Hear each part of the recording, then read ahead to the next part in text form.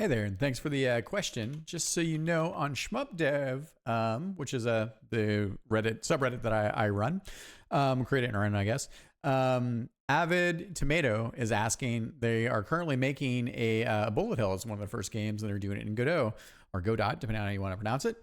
And they were asking, so how do people essentially author like their waves and their camera, what that looks like? So I thought I would give you a primer on, and this is more on a visual side of things. So there's a tool set that I use. We're busy changing out our engine as well. But I think one of the things I love about this tool set, it's called Shmup Creator. So you can see it up here. And they have been working on this for a very long time, and it's got a lot of really smart, quick turnaround things. So one of the first things here is we're in a level scene for me. It's a technically 3D engine in this case, and I have a timeline slider at the bottom. And this is just the camera, right?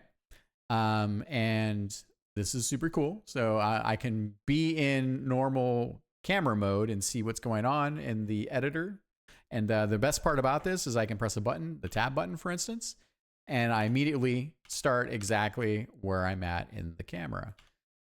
So very, very helpful for quick and rapid iteration. If I want to take and move an enemy, it's that simple. If I want to grab multiple enemies and move them over here, no problem. If I want to copy these enemies to like, I don't know, a weird string, easy peasy, because you really want this very quick, rapid iteration, right? So that's one piece. The other thing is I can hit another button in runtime, and I can still keep the visuals of the editor. So I can look at my script logics. And again, this might be overkill for you making your own tool set, but I think conceptually, the idea of a timeline slider is to scrub through your entire level is very, very useful. So then I can switch my perspective in my scene, so you can see what it looks like here.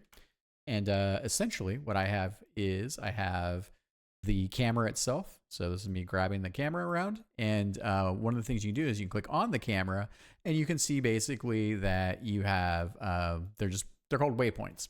So I can change my waypoints and have the camera behave accordingly. So as it gets down here, it'll move around. So this gives you the ability to tweak and tune some of your levels, and you can see here now I'm going up much higher there and things like that. So but it gives you the ability to sort of visually iterate through different level spaces. So it might just be that you're fully horizontal and you don't have a need to make changes to the camera.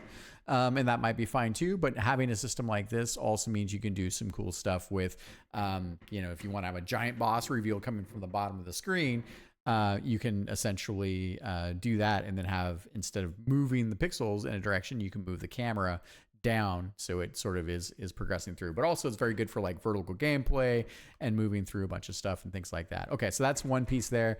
And then basically, you can see my camera spline here. It comes up to the sub boss, comes down through here through the world, and then it just ends down here. And so you can always extend that if you want, and then you can jump between your waypoints. And one of the things that he did that I really appreciated is that you can change the speed based on each of your waypoints. So if you want the camera to go fast for a fast transition, great. If you want it to wait at a waypoint for a certain period of time, you can do that. You can script into that. So you can create basically arenas or boss fights, things like that. You can delete your waypoints. And then one of the things that also is kind of neat is you have the ability to change the path tension. So, and what that is, so for instance, you can see I have this nice like curve, the spline that the camera is following.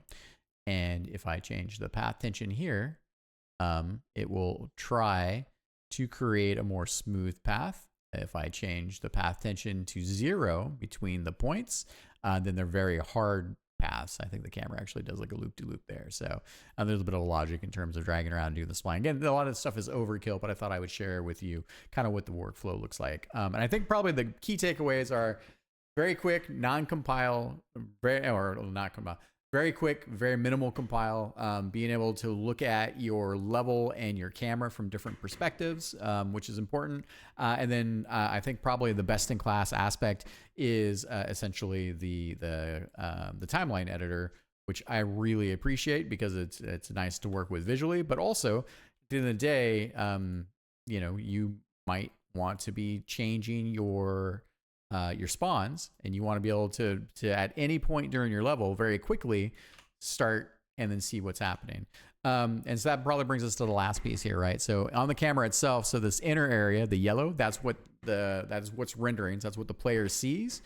The white area is essentially the activation ranges. So in my case, I made them very, very, very tight. So then this is when enemies wake up. So you can see, for instance, our script logic or anything else wakes up. So you can see as it's progressing through, these guys will then wake up and then they will do their thing. All right. I hope that's helpful.